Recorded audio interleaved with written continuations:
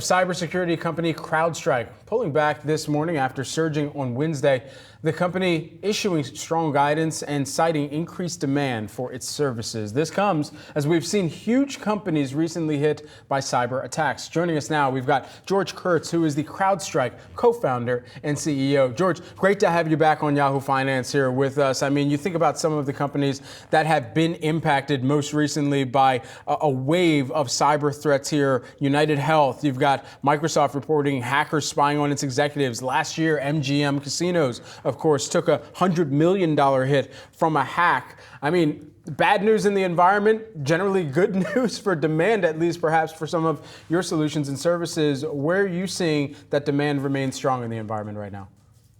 Well, what we're seeing is broad-based demand, and we reflected those results, obviously, for Q4 with incredible growth, 282 million of ARR for the quarter, and 66% rule of 40, if you will, from a free cash flow perspective. So what we're seeing is that the threat environment is actually getting worse. We're seeing that take shape with some of these companies that you talked about. But the biggest thing to keep in mind is these adversaries are very determined. It's very hard for organizations to continue to battle them back. And that's one of the reasons why CrowdStrike has been successful. We've got technology to help fight these sort of adversaries and stop the breach. George, given that and the fact that the threat seems to just be escalating at this point, I know you made an acquisition here in the most recent quarter of Flow Security. Should we expect more M&A down the line as you do try to beef up the protection here against these types of threats? We've been very diligent about our acquisition strategy. We've got some great companies, great technologies, great teams over the years. We're really excited about Flow because that brings capabilities in the cloud that allows us to basically identify data, be able to classify that data, and be able to protect that data from leaking. And that ties nicely into our data protection module, which we recently launched. So having this DSPM capabilities is really important for us. And I think when you look at our cloud strategy and what we put together and what we reflected and disclosed to Wall Street just a couple of days ago, a $400 million business in cloud security, one of the largest and fastest growing cloud security businesses on the planet. So we're excited about those acquisitions, and we will continue to look at great companies that fit within our product portfolio. George, I wonder, and I've been able to have the opportunity to go inside of one of these artificial intelligence kind of war rooms or cybersecurity war rooms, and it's clear that artificial intelligence is within the fabric, within the DNA of cybersecurity as a whole. But for an industry, how do you take that one step further and apply the generative nature to it to go as far as rewriting code that further protects and suggests to some of your portfolio clients how they can implement that as well? Sure. AI has been a huge element of CrowdStrike's success. When I started the company, people weren't even talking about AI. It was machine learning, and there's a lot of techniques that we use. And over the years, we've added more capabilities in terms of identifying and finding things that have never been seen before. Over the last, say, 18 months, we've created Charlotte AI, which is our generative AI product. And really the goal for Charlotte is to take the collective wisdom of CrowdStrike, be able to distill it, make it available to these SOC analysts, the folks that are using our technology. But more than just a chatbot, it actually can drive workflow automation. And this is really important in today's environment. There's not enough people to do this work. There's not enough skilled people. So our goal with Charlotte and generative AI is to take 8 hours of work, turn it into 10 minutes of work, and take a level 1, maybe an intro analyst, and give them the capabilities of a level 3, a very experienced analyst. We think it's a game changer. We just released it.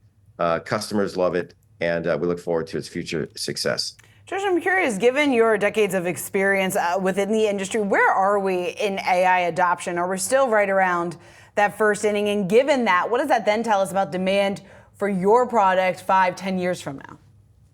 Well, to be candid, I think we're putting the cleats on and getting ready to hit the batter's box. I mean, we are so early in this game. If you look at generative AI, what it means, people are just trying to figure out how they use it internally, how they use it safely, which is one of the cool things about Flow. We can actually put guardrails on how people can use Gen AI and ChatGPT and those sort of things so that that data doesn't flow out that the company doesn't want. So very early innings.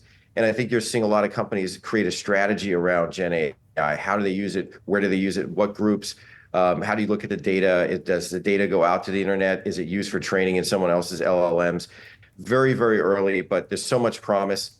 So much promise from a defender perspective and just, I think, a productivity perspective. But also, we talked about in our earnings call, Gen AI really is a force multiplier for the adversaries. It takes very esoteric tactics and techniques and brings it down to the masses. You're going to see more adversaries come out of evil generative AI.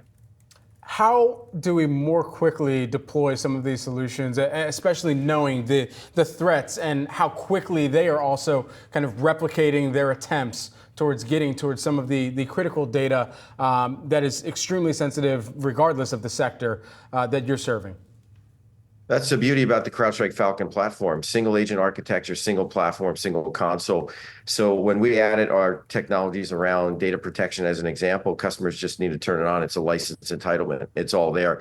And that sort of frictionless ease of use for our platform is one of the reasons why we've been so successful. So we continue to focus on that and build new technologies. More important, listen to customers, what they're saying, where are their problems. They're experts in pain. We need to be experts in solutions. And that's really what we're focused on and delivering that value to our customers. George, just lastly, while we have you here, I mean, we're going into, and we are amid now clearly after Super Tuesday and election year. Where should cybersecurity rank in what we're hearing from political candidates, knowing how much the threat level has raised? I think it should be front and center. I can tell you it's front and center for boards of directors. Was just on a call yesterday with a big Fortune 500 company going through this. It's the number one risk factor when you look at the political environment and you look at our election integrity and process around that. And really going beyond that now is the deep fake opportunities, whether it's video or audio, the ability to influence. It's all wrapped together as a huge risk for election security and something that I know and I believe that the governments are taking seriously. George, congratulations on the strong quarter. We hope to have you back again soon on Yahoo Finance. George Kurtz, the CEO of CrowdStrike.